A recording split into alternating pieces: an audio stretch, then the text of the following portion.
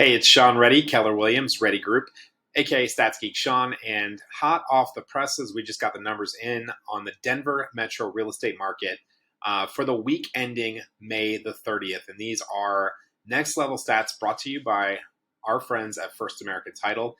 And whoa, we got some changes this week, and not so great if you are selling a home.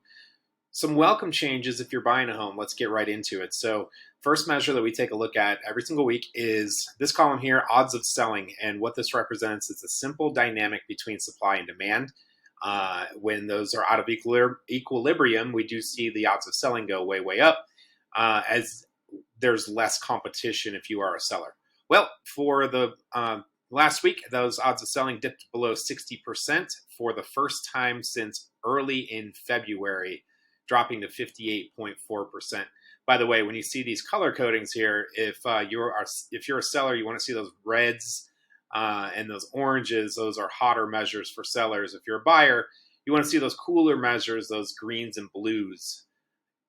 Next column, we're going to take a look at average daily active listings. So this takes into account, again, Denver Metro, 7-county area, how many listings are on the market every single day on average. That number is its highest since the beginning of the year at almost 4,700 active listings. And in fact, we'd have to go back to the last week of December of 2022 to see that many properties on the market. So again, not great if you're a seller because you do have more competition. Next column, we're looking at new listings to hit the market. Dropped way, way down, went from 1,273 all the way down to 853. Granted, there's a holiday in there. It is a holiday weekend, long weekend, so of course that activity is going to go down. Let's see, we're skipping over back on market, expired listings, withdrawn listings, new purchase contracts, only 843. You can see for a long time that number's been over 1,000, save for, I think this was Easter week here, and then 1 week, a couple weeks ago. Jumped back over 1,000 last week, all the way down to 843, which does represent the lowest amount of contract activity since the second week of January, second week of the year. Again, holiday weekend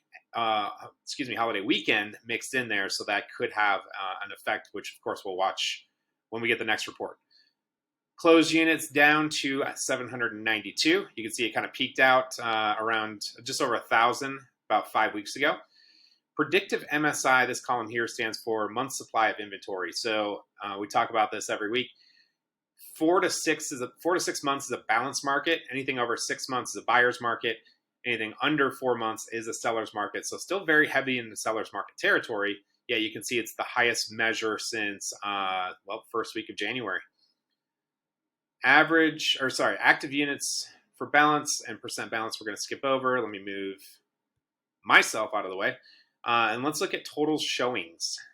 You can see about 2 months ago, we peaked out at 17,000 buyer showings registered in a single week. That was followed up by a week of 16,500.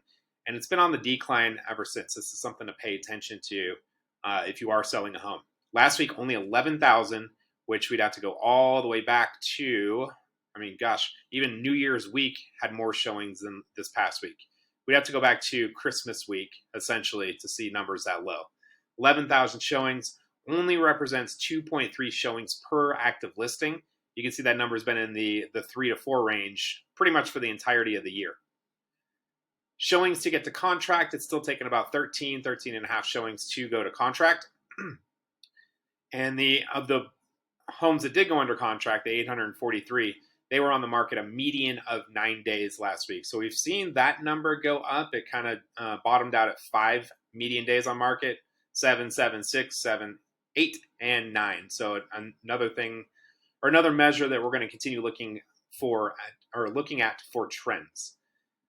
27.2% of the active listings did a price drop in the last week, with the average price drop of a whopping $49,000, almost $50,000. That does represent the largest by percentage since about the end of February.